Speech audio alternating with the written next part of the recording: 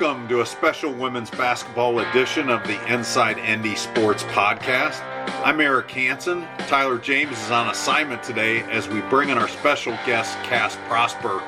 Cass is a junior guard on the Notre Dame women's basketball team and a member of the Canadian women's basketball team that competed in the Summer Olympics earlier this year. She's also an intriguing comeback story, having missed all but a handful of games at the start of the year due to a stress fracture in her leg. The Irish open the 2024-25 season later this month on October 30th with an exhibition game against Davenport. The regular season opener is November 4th versus Mercyhurst. Now we bring in Cass Prosper. Let's start with where we are in the present, how practices are going for you, and how you're feeling about your game, and we'll kind of work our way backwards. Great. We just started official practices last Friday, so it's very exciting. You know, we go from 4 hours of basketball to 20, so that's a pretty big jump. But I would say, we are so purposeful with what we do. Our practices are very intense, very focused on different areas. I think we're learning so much of just the basics of everything. So we're doing screen coverages, man-to-man coverages, and then learning the plays and stuff like that.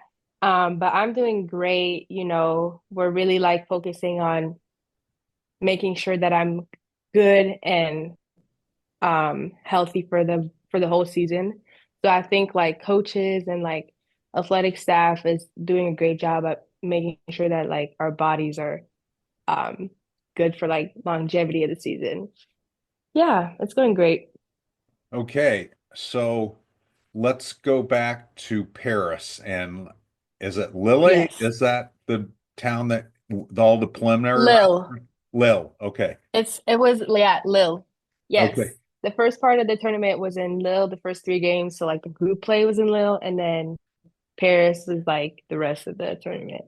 Okay. So what did you get out of the Olympic experience? What was your big takeaway from that? Yeah.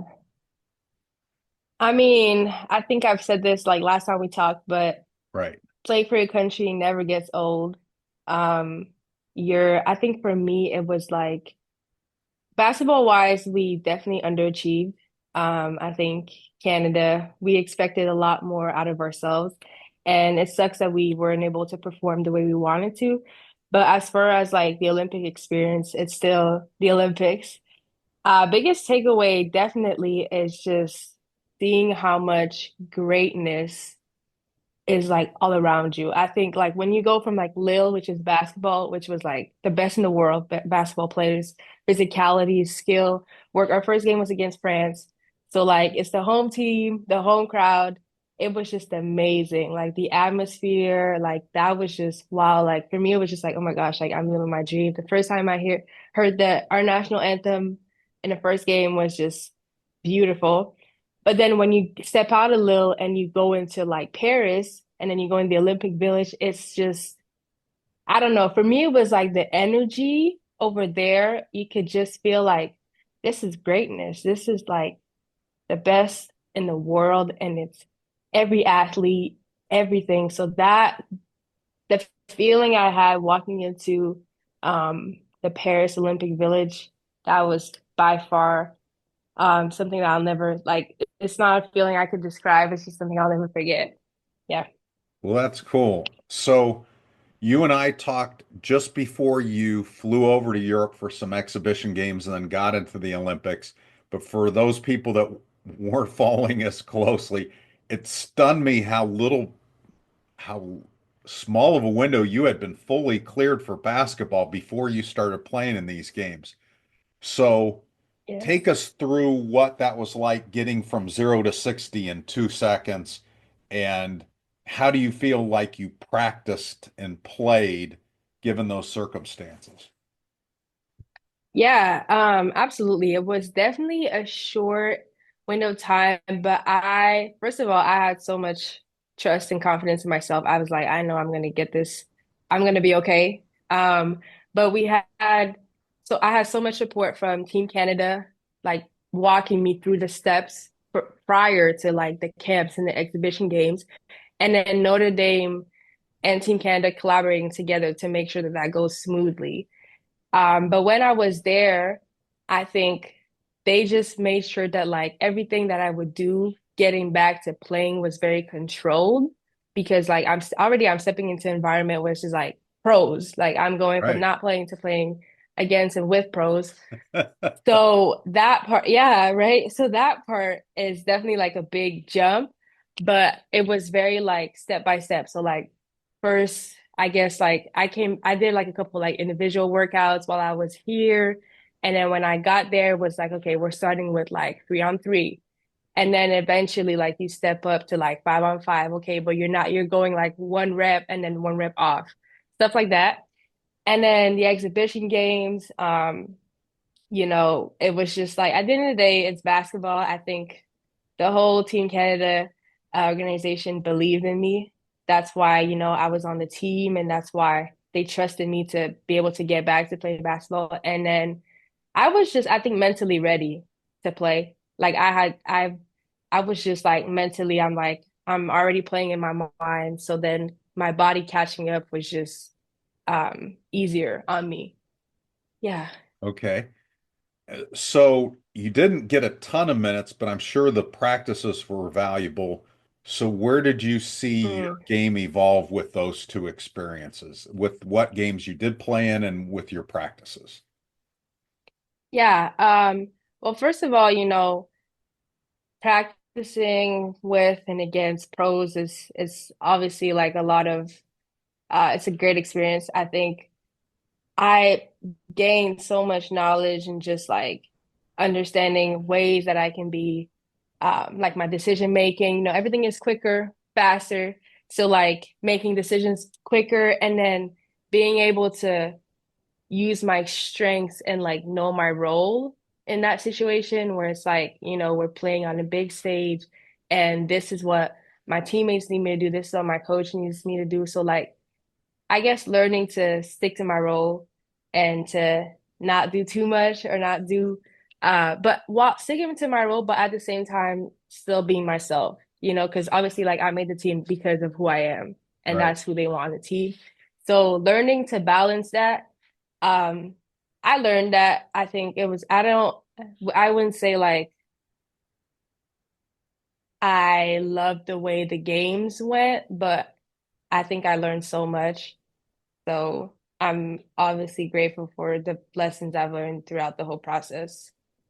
And it felt like Lauren Ebo's team was kind of the Cinderella story there for a while. Did you guys end up playing them in group Hmm. play? Yeah, we did. Our last game was actually, yeah, Nigeria. Okay. Oh my gosh. So like it was just I mean, they were feisty. Like that's the way I would describe. I think from the beginning of the tournament, the first game they played, they beat Australia, which was like, oh my goodness, like that team is good. Like people are underestimated them, which we did because we lost to them. But it was so amazing to see just Nigeria, Black players just being able to represent, the culture and just stepping up to a stage like this and just doing well. I think it sucked that we lost to them, but I was happy for them because, like you said, they were the Cinderella story and they just played really hard. Okay, so you take this experience, you're practicing now at Notre Dame, and we talked about this a little bit in June. I was really curious to see who you are as a player because I don't think it matches up with who you were at the beginning of last season before you got hurt. So, what Mhm. differences will we see in your game? I mean, I would say I always play with my heart, so that wouldn't change. I think my leadership is a little bit different because I have so much, like this is my third year Hmm. going into Notre Dame. It's like 2.5, but Right, right. it's my third year. So I've like gained so much experience from playing, but then also like being on the sideline this past year. So that's definitely going to be different, but just knowing my place on the team, knowing that I've established myself, just playing with a lot more confidence. I think you'll see a lot of different things. definitely more consistency throughout the games for sure. Yeah. Well, it's interesting. I'm really curious what your perimeter shooting looks like, what your Hmm. ball handling looks like, Yeah. because and you have all these new pieces around you because Olivia's back, Kate Koval's Yeah. there. You got the two transfers that are forwards. Maddie's Hmm. missing for a little while. You and Hannah only played together a handful of games. I know you guys Yeah. are buds, but you only played together in college Hmm. games for a few. So, do you see yourself as the best way to put it is just maybe more versatile in what you can do offensively? Because that's what I'm Hmm. guessing that I'm going to see. Yeah, absolutely. I mean, practices are going well. Um, my I feel like, we're learning to play with each other, which is great. But as far as my game, I'm just playing like freely. So Hmm. I'm not like, Coach Ivy is just letting me do whatever. Hmm. So in that sense, I'm just gonna go out there and just play the way that I feel is right. And definitely offensively, that's a big part of, I think now I have the space and the confidence from my teammates to be able to do that too. So that's definitely something. I mean, I'm going to need to score for us to win. So it's definitely something that is important to me and important to this team. And in terms of defense, do you feel like you can match up from a one to a four? I mean, do you think it's that? Because that would be, Yes, one again, through my guess. five. Well, one through five. Yeah, one through Okay. five. Absolutely. Can you Yes. shut down Kate Koval yet? Yeah, I can shut down anyone, just anyone. But I feel like that's one of my strengths is that I'm so versatile in on O and on defense. Like, let's say like you put a smaller girl on me, I'm gonna be able to post them up. If you put a slower girl on me that's taller, I'm gonna be able to drive by them. But then on defense, it's like I can move laterally very quickly and jump or whatever. So I can guard a smaller guard if they won't be able to shoot over me because I'm so much taller. But then I've gotten so much stronger and I can and playing against pros, you got to be physical. So I've Right. learned to play against more physical and stronger players to be able to match up in the post. And I'm tall enough for that too. So that helps. Right. I remember we had Olivia on, and she mentioned the hardest part of her coming back was the mental part. Now, she had an ACL tear. You had a different leg injury. So I'm not Yeah. sure that they parallel each other. So did you have a mental hurdle to get over with that, or was it really for Yes. you more physical? No, definitely mental. I Okay. think, I mean, when you're off for that long, it has to touch to your mental too. Obviously, Right. physically, that's where you're hurt. But um, for me, the hardest part is coming back beyond like getting hurt and having to sit out. Coming back was harder because um you're trying to not repeat like the same mistake. Or for me, like it was a stress fracture. So it was overuse. So it was like a certain thing where it's like, am I doing too much? Like when I was coming back, am I doing too much? Am I feeling pain? Is it because like I should stop doing, or is it just because like I need to retrain my body to trust my leg again? Right. So that part was hard. And that it's the trusting my body again that was difficult. Not really the basketball part because I'm like, it's like riding a bike. Like I know how to play the game. And I felt like I had so much more confidence because I worked on that internal piece of the game outside of playing. Right. So learning to trust my body was the hardest part. Even now, I feel like sometimes I'm apprehensive because I have been apprehensive for like those 7 months that I was out. So that part is just like a work in progress, but I trust my body, I trust myself. So yeah. Okay, so when you were making the comeback, let's talk about the physical part first. I know with football, they lean really heavy into sports science and they have these GPS things that kind of tracks their activity. Does women's basketball have something similar to that? And what does that look like? Absolutely. I was getting, well, the biggest part for my injury was first and foremost, it was like I had to be in a boot. So I had to be, uh, I limit the activity around it. So like not playing, I had to be in a boot so that it wouldn't, it was a bone stress fracture. So like already there it's bone and it takes time. And it like, I had to limit like my calf moving because then it would pull on my bone. So these kinds of things, yeah. And then when I came back, it was a lot of like we have like those jumping platforms. So evaluating, am I compensating when I'm jumping, when I'm landing? Am I landing more on my left instead of my right? Things like that. And then just doing a lot of, I guess like we have like a DEXA, which about like checks um your bone density and then muscle mass on each leg. And then like we did a lot of tests. I think I was like at like a 11% deficit in the summer, and then anything below 10 is normal and good. 11% deficit in the summer, now I'm at a 3%. So it's just like seeing the progress is like great, you know. So yeah, we did a lot of tests, and maybe too much for my liking, but it's obviously necessary. And look where I'm at now, so I'm not complaining.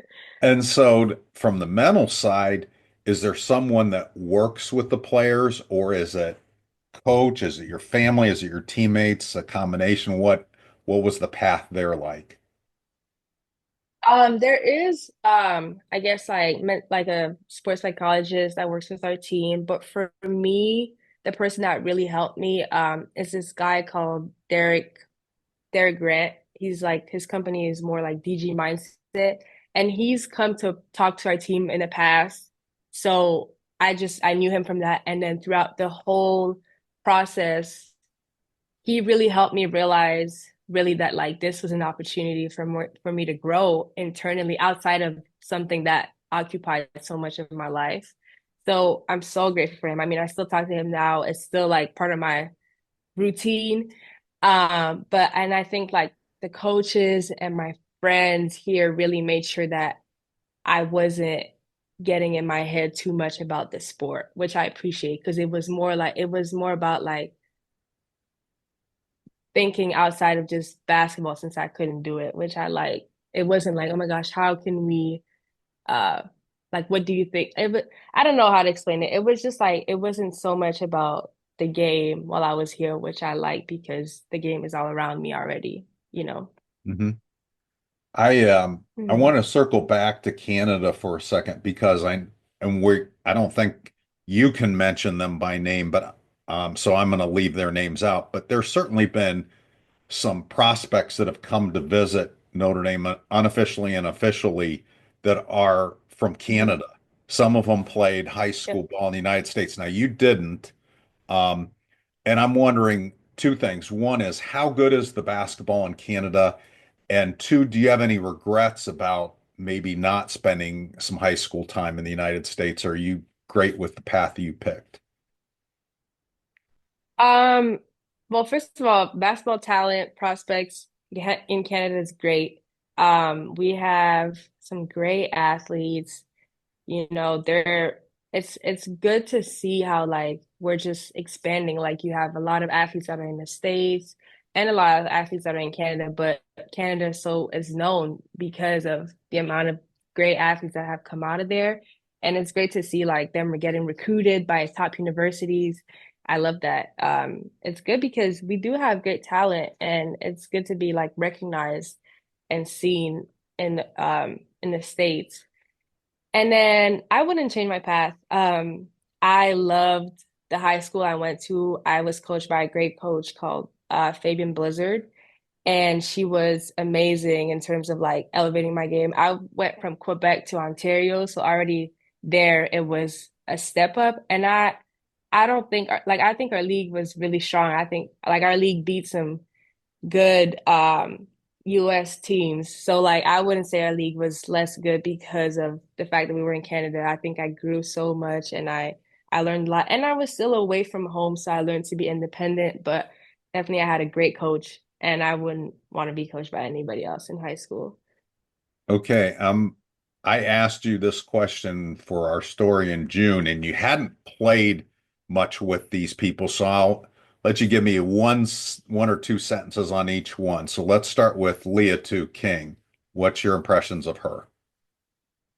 Liatu is very strong, has a great mid-range game, and Liatu is more versatile than we think she is. Okay. Like than people think she is. Yep. Okay. How about Liza? Liza has a great three-point shot. She can play outside and inside. She crashes hard. Plays very hard. Yeah. Effort always there. Okay. And how about Hmm. Kate Koval? Kate is just a monster. I think she's gotten so much better at like her decision making and just like recognizing when she has advantages.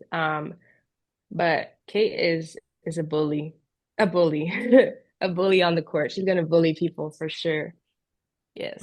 Okay. Now, none of us, other than just little snippets on X or Twitter or whatever they're calling it these days, have seen Olivia Uh, play in a long time. So what? ooh, you guys are not ready. We're not You guys are ready. not ready for Liv. No, not ready for Liv. Liv was amazing before she got hurt, but now she's on another level.